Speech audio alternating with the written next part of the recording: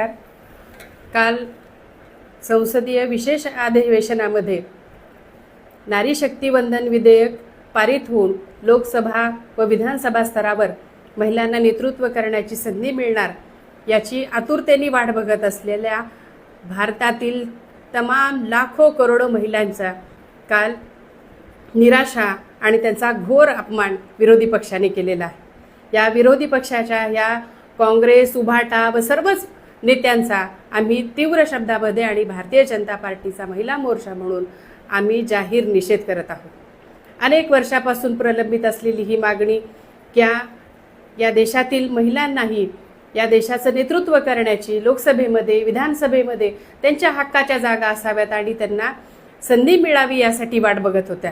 आणि आपल्या देशाचे प्रधानमंत्री माननीय मोदीजी यांनी महिलांच्या सामर्थ्यावर विश्वास ठेवून आणि त्याचबरोबर मातृशक्तीचा सन्मान वाढवणारं नारी शक्ती विधेयक या संसदेसमोर ठेवलं.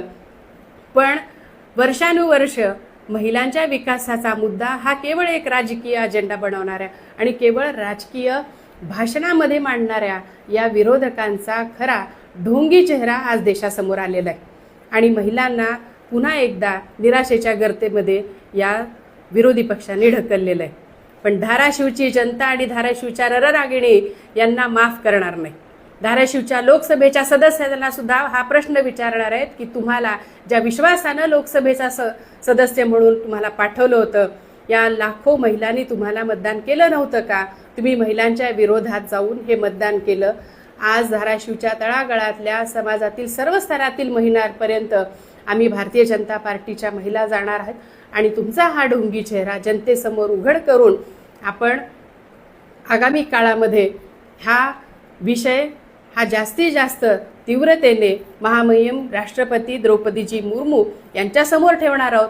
लाखो महिलांच्या सह्याचं निवेदन आम्ही त्यांच्याकडे सादर करणार आहोत आणि महिलांचा हक्क त्यांना मिळवून दिल्याशिवाय आम्ही शांत बसणार नाही.